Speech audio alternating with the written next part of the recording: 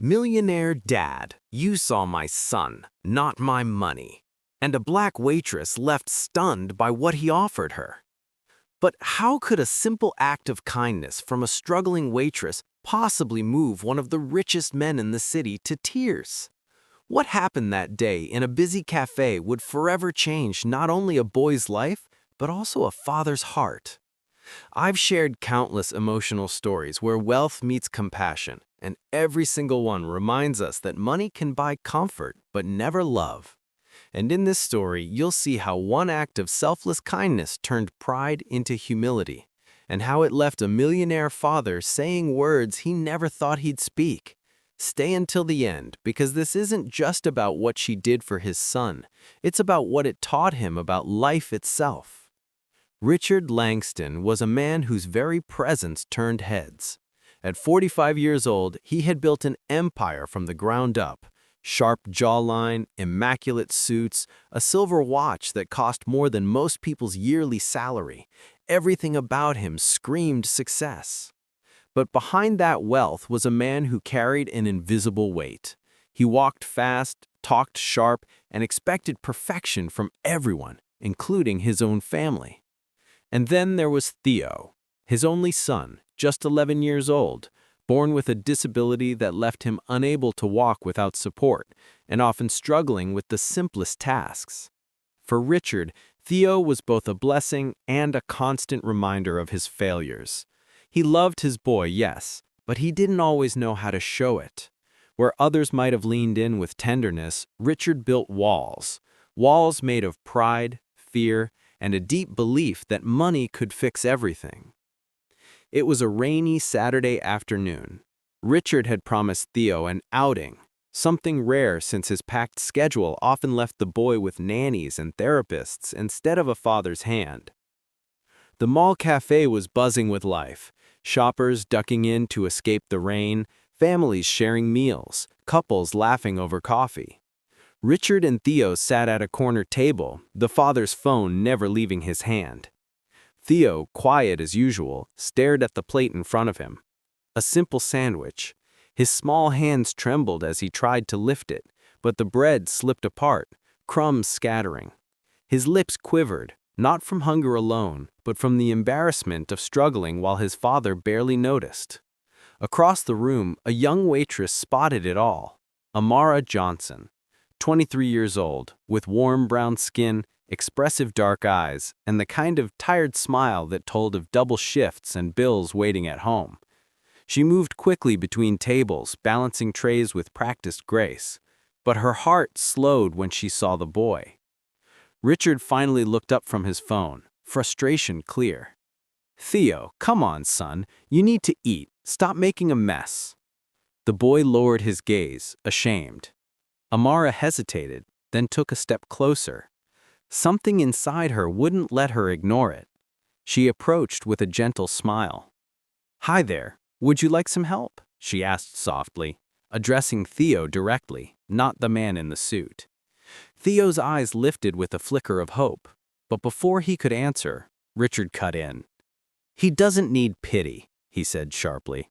"I can take care of my son." Amara met his gaze calmly. She'd seen men like him before, wealthy, proud, certain the world revolved around them. But she'd also seen children who needed kindness more than anything. "I wasn't offering pity," she replied, her tone steady but kind. "I was offering help." For a moment, the air between them thickened. Richard's jaw tightened. Theo's hands fumbled again, another piece of bread falling to the table. Amara knelt beside Theo's chair, lowering herself to his level. She didn't ask for permission this time. She simply picked up the fork, cut the sandwich into smaller bites, and held it out gently. Theo looked at her, then at his father, uncertain. Richard said nothing, his pride screaming no, but his silence giving way. Slowly, Theo opened his mouth and took a bite. A small, shaky smile spread across his face. Amara smiled back, her eyes soft and encouraging. Richard watched, torn between anger and something he hadn't felt in years. Relief. Relief that his son was being seen, being cared for, in a way he himself hadn't managed. As Amara fed Theo patiently, Richard's phone buzzed again. But for the first time, he didn't pick it up. His eyes stayed fixed on his son. Theo giggled, a sound Richard hadn't heard in months. It wasn't just food being given, it was dignity. It was kindness. Amara looked up at Richard briefly. You know, he's stronger than you think. Sometimes all it takes is a little patience. Richard didn't answer. His throat tightened. For years, he had thrown money at problems, special schools, private doctors, top therapists. But here, in a crowded cafe, a waitress with nothing but compassion had done what he couldn't. As the plate was nearly finished, Theo leaned back, full and content. Amara wiped his hands with a napkin, her movements tender, natural. "Thank you," Theo whispered. His voice was quiet, but it carried more weight than any business deal Richard had ever closed. Amara smiled. "You're welcome, sweetie." Richard swallowed hard. For the first time, he looked at Amara not as a stranger, not as an interruption, but as someone who had reached his son in a way he never could. The rain outside pounded harder, echoing the storm inside Richard's chest.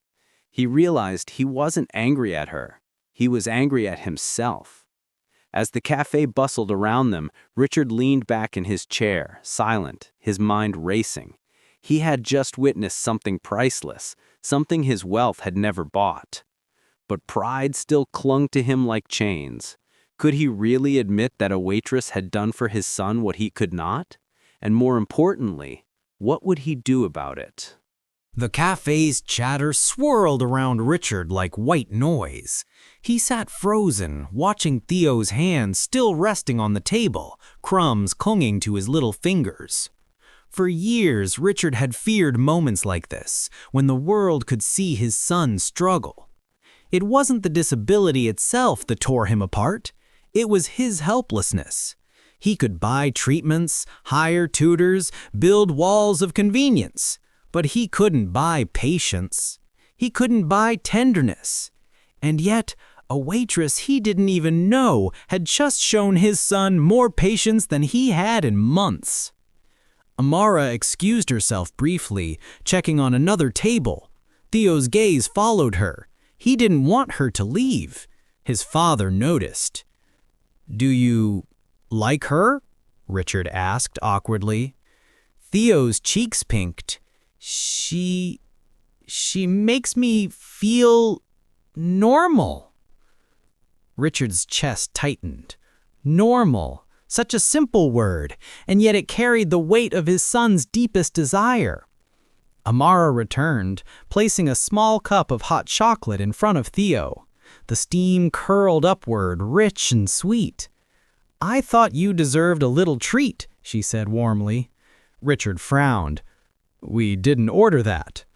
"It's on me," she replied simply. Richard's instinct was to protest. He wasn't a man who accepted charity. But the way Theo's eyes lit up stopped him.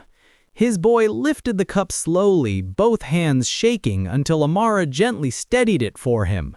"Careful, sweetie," she whispered. Theo sipped, and his face broke into the biggest smile Richard had seen all year. The sound of his soft laugh cut through Richard like a blade, painful yet beautiful. Richard cleared his throat, struggling with words he never used. Gratitude, vulnerability. "You didn't have to do that," he muttered. Amara looked at him calmly. Sometimes the smallest gestures mean the most. Her words were simple, but they pierced him. He thought of his mansion filled with expensive art, of the private jets and cars, of the parties where people praised his name, and yet none of it had made Theo smile like this. Theo giggled again, some of the hot chocolate spilling onto his shirt, and laughed even harder, clutching his stomach. Richard and Amara both turned to him in surprise. It was the first time in months Richard had heard his son laugh so freely. The sound filled the cafe, drawing glances, but Theo didn't care. For once, he wasn't embarrassed. He was happy. Amara laughed with him, her own eyes glistening, and for the first time, Richard couldn't hold it back. His lips curved into a real smile, a father's smile. Theo noticed immediately, "See, Daddy, you can smile like her." Richard's heart nearly shattered at the words. The meal was over, but Richard didn't want to leave. Something inside him had shifted, but he didn't know what to do with it. Amara cleared the table, still smiling at Theo. Richard's mind raced. For years, he had been surrounded by employees who worked for his money, but here was someone who saw his son as a person, not as a burden. And it terrified him. What if he admitted he needed her help? What would that mean for his pride, his image, his carefully constructed walls? Yet, what if he didn't? Would Theo keep waiting for smiles that never came? Richard sat in silence, torn between pride and humility, between the life he had built and the truth unfolding before him. Amara wasn't just a waitress. She was someone who saw his son, really saw him. And for the first time, Richard wondered if his money wasn't his greatest power, but his greatest weakness. As Theo tugged at his sleeve, smiling, Richard knew a choice was coming, one that could change all their lives. The rain had slowed outside, but inside Richard's chest, the storm still raged. Theo clung to his hand, giggling as Amara handed him a little paper bag with cookies for later. "Thank you," Theo said sweetly. Amara bent down to his level, smiling. "You're welcome, champ. Keep that smile, all right?" Richard paid the bill silently, his mind spinning. As they stepped outside, the cold air hit him, but he barely noticed. Theo squeezed his hand again. "Daddy, she's nice. Can we come back tomorrow?" Richard didn't answer. He couldn't. His throat was tight, his heart heavier than the storm clouds above. The black Mercedes purred as their driver pulled away from the mall. Inside, silence filled the cabin. Theo held his cookie bag, humming softly. Then, without looking up, he said, "Daddy?" "She saw me." Richard blinked. "I saw you too, son." Theo shook his head. "No, you see my wheelchair. You see my doctors. You see problems. She saw me." The words pierced Richard deeper than any business rival ever could. He opened his mouth to argue, but the truth lodged in his throat. His son was right. For years, Richard had hidden behind money, thinking he could fix everything with money, when really he was protecting himself from his own shame. That night, Richard lay awake in his king-size bed. His mansion was silent, the kind of silence that reminded him how empty success could feel. He thought of Amara's steady hands feeding Theo, of her patient smile, of the way she refused his money without hesitation. He replayed Theo's laugh in his head. That sound? It was priceless. And yet it came from nothing Richard had provided, but from a stranger's kindness. For the first time in years, tears welled in his eyes. He whispered into the darkness, "God, what have I been doing?" The very next day, Richard surprised Theo.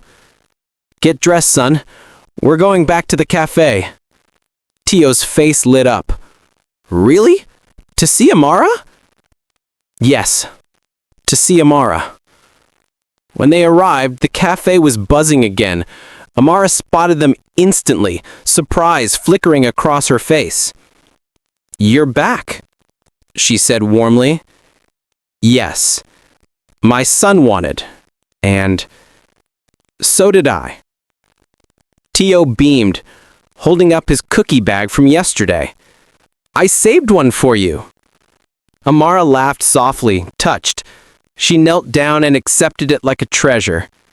"Thank you, sweetheart." Richard watched, something breaking inside him again. After seating Tio with another treat, Amara returned to Richard's table. "Listen," Richard began, his voice unusually unsteady. "Yesterday, I showed you something money can't buy. You saw my son when I couldn't. And for that, I owe you more than I can say." Amara shook her head gently. "You don't owe me anything, sir. I only did what any decent person would do." "No," Richard insisted, leaning forward. "You did what I should have been doing all along." The cafe noise seemed to fade as he confessed. "I've spent years hiding behind my wealth, thinking I could fix everything with money. But you saw my son, not my money. And I'll never forget that." Amara's eyes softened, but she stayed quiet, sensing he wasn't done.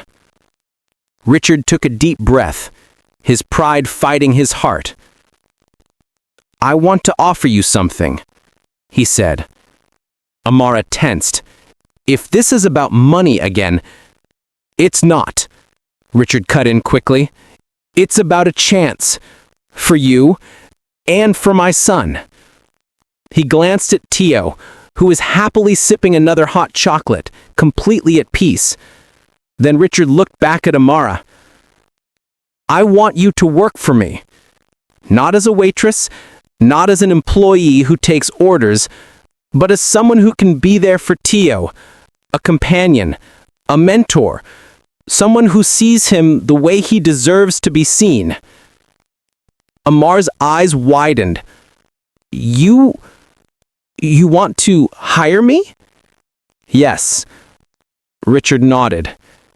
"Yes, with a salary that matches your worth, and more importantly, with the respect you deserve.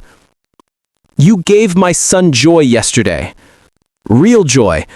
That's something no doctor, no therapist, no amount of money has ever managed to do. And if you'll accept, I'd be honored for you to join our lives." Amara's breath caught. She stared at him, almost unable to process the words. You're serious?" "More serious than I've ever been in my life," Richard said firmly. Her eyes welled up. She thought of her overdue bills, of the tiny apartment she struggled to keep, and the long nights working double shifts just to survive. And now, here was one of the wealthiest men in the city offering her not just money, but a role that carried meaning. I don't know what to say," she whispered. "Say yes!" Tio chimed in suddenly, his little voice bright and eager. "Please, Miss Amara." Amara laughed through tears, looking between father and son. Richard leaned forward once more, his voice low, raw.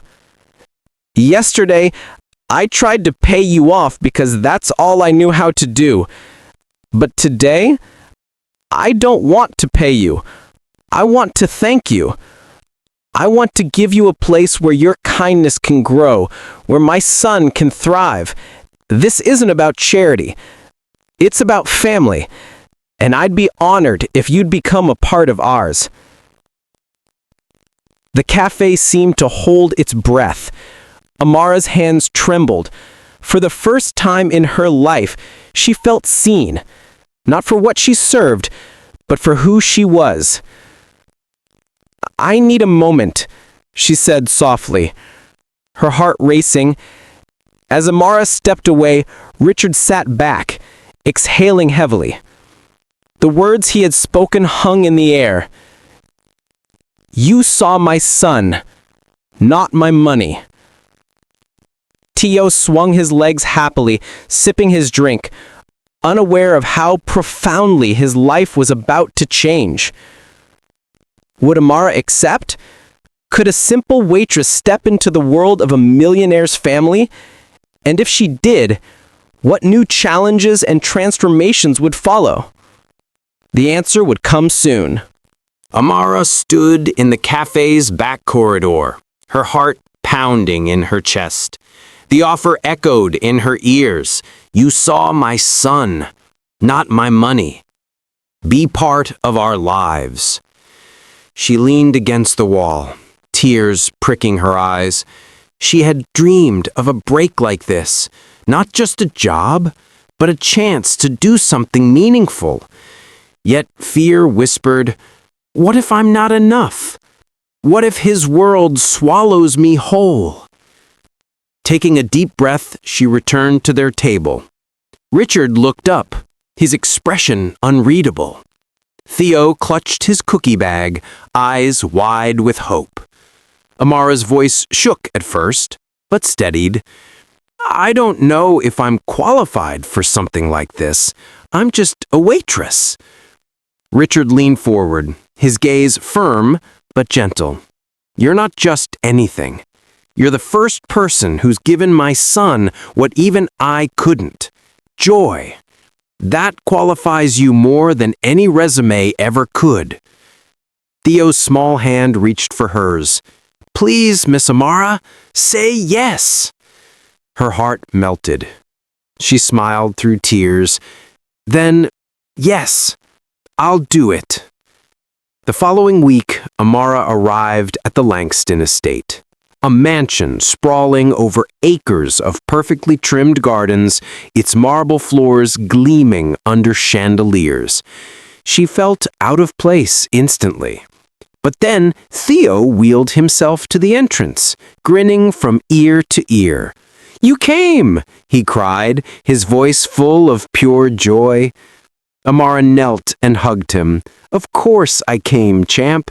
I made a promise.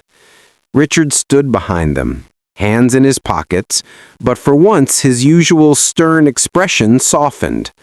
Watching them, he felt something new. Hope. The first few days were awkward. The household staff whispered, unsure why their boss had brought in a waitress. Richard kept his distance, still learning how to let go of control. But Theo blossomed. Amara read to him, played games, even cooked his favorite meals in the massive kitchen. She laughed with him, encouraged him, and gently pushed him to try things on his own. One evening, Richard overheard laughter echoing through the hall. He peeked into the living room and saw Theo standing, yes, standing, with Amara holding his hands for balance. Look, Daddy, he shouted, giggling. I'm standing tall. Richard's throat tightened. His eyes burned. He hadn't seen his son so proud in years. Later that night, Richard tucked Theo into bed himself, a rare act. The boy looked up at him sleepily. Daddy, are you happy?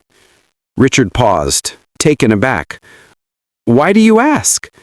Because you smile more now. You don't look sad all the time. Richard swallowed hard, tears threatening. He kissed his son's forehead. Yes, son, I am happy. Happier than I've been in a long time. And it's because of you.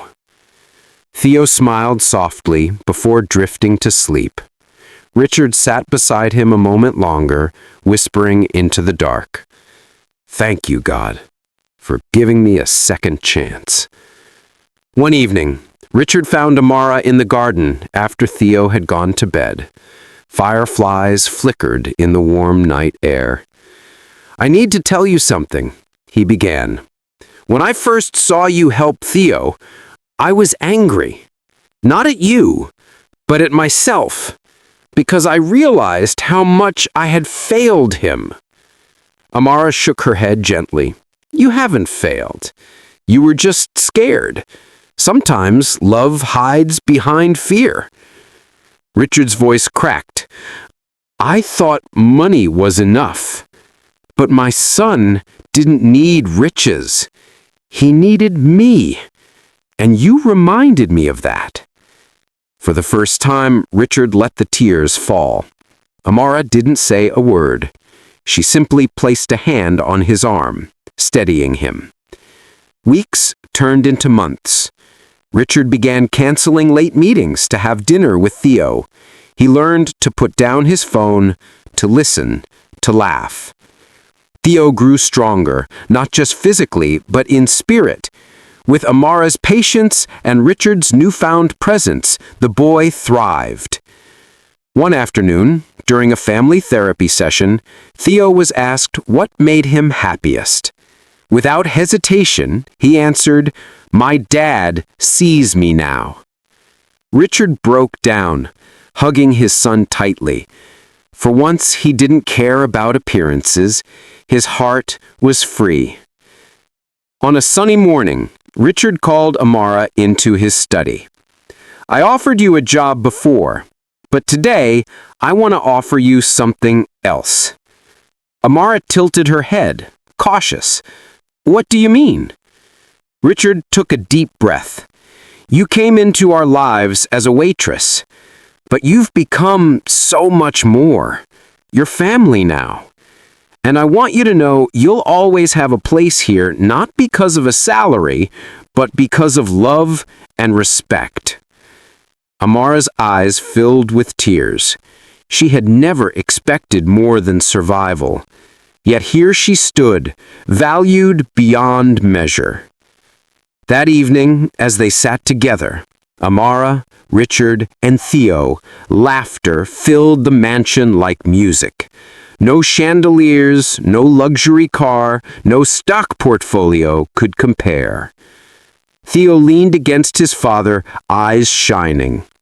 "Daddy, can I tell you something?" "Of course, son." "I don't care that you're a millionaire. I care that you're my dad." Richard's eyes glistened. He hugged his son tight. "And I don't care how much money I have either, because you, Theo, you are my real treasure." Amara smiled, her heart full. She had once believed her life was small, unseen. But now she knew the truth. Sometimes the simplest kindness could change an entire world. And so a millionaire father discovered that wealth wasn't measured in bank accounts, but in laughter, in love, and in the simple joy of being seen. It took a waitress who refused his money and a son who longed for his smile to remind him of life's greatest truth. Wealth fades, but love endures. Because in the end, it wasn't the mansion or the fortune that changed Richard's life.